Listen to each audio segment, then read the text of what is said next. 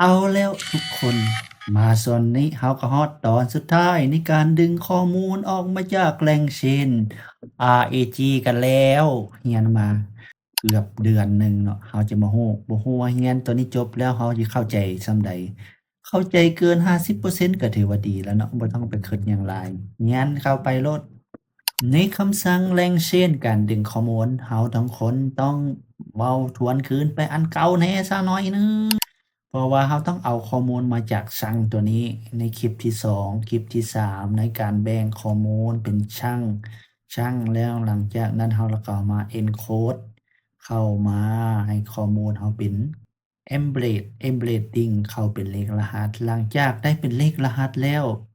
คอมพิวเตอร์มันจะเข้าใจแล้วเพราะว่าต่อคอมพิวเตอร์มันบ่เข้าใจอักษรเฮาจะมาเข้าฮอดขั้นตอนนี้นั่นก็คือเริ่มต้นจากการ form LangChain call prompt import chat prompt template เฮาจะใส่เครื่องมือนี้ form LangChain OpenAI form LangChain output pressure str pressure LangChain learnable import learnable ออกแบบ prompt ในการออกแบบ prompt เนาะเฮาจะ prompt ของเราเท่ากับ chat prompt template form template เนาะในที่นี้ system เท่ากับ answer concise หมายความว่าตอบคำถามให้มันสั้นสุภาพและก็เป็นมิตรอย่างสนิทสนม human question เท่ากับ question นี่เนาะ release information บวก context เพราะว่าตัวนี้มันจะไปดึงเอาข้อมูลแบบน่าอัศจรรย์ใจเพราะว่ามันนี้เป็นตัวเลขเข้ามาโมเดลเนาะตัวนี้ LLM model เฮาใส่โมเดลใส่กับ GPT-4 O mini API key อย่าลืมเด้อ API key นี่มันต้องใส่ได้คันใส่บ่ได้แล้วก็มีปัญหาเวลาเฮ็ดนี่คันมีตัวหนังสือตัวนี้แปลว่าเฮาใส่ได้ import เข้ามา API key chain context ของเฮาดีว่า context ของเฮา context มาโกงกับตัวนี้ retriever หมายความว่ามันจะเอาข้อมูลมาจาก question มันคำถาม runnable pass through prompt start output pressure sound ตัวนี้และอยากเรียนแถวว่า RAG และ retrieval augmented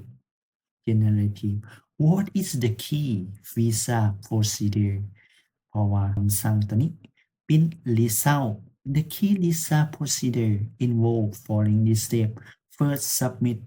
required document ensure all documents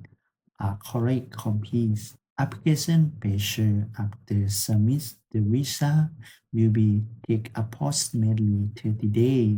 in order if you have any question during the process feel free เห็นบ่เฮาจะสามารถสร้างให้ AI ไปดึงเอาข้อมูลที่เฮามีแล้วเอามาตอบคำถามมันเป๊ะเลยเดะนี่กับข้อมูลที่เฮามีนี่เฮามาลองเบิ่งมันมีแท้บ่คันหากว่าเฮามาอ่านด้วยตาเปล่าเบิ่งเนาะข้อมูลที่เฮามีเฮาก็ต้องมานั่งอ่าน30 วัน submit all application นี่ save everything PDF file แล้วเฮาก็มาถามมีบ่อยู่ในนี้30 วันมันต้องมีเพราะว่ามันดึงเอาข้อมูล what is the information ในที่นี้นี่ก็แม่นโครงร่างการดึงข้อมูลมาจากแหล่งเชนของพวกเขาผ่านการ encrypt การป้อนข้อมูลการเซฟข้อมูลการเข้ารหัส embedding และก็การดึงข้อมูลออกมานำใช้นี่ก็จบเกี่ยวกับหลักสูตร RAG LangChain ที่เราต้องการอยากเรียนมาหลายแต่เราจะเอาไปนำใช้แนวใดค่อยว่ากันตามหลังเนาะลาก่อนแล้วพบกันใหม่ในคลิปต่อไปว่าเราจะเรียนเกี่ยวกับหยังน่าจะเรียน N8N หรือ Anti-gravity 2ตัวนี้น่าสนใจดีลาก่อนทุกคนแล้วพบกันใหม่ในคลิปต่อไป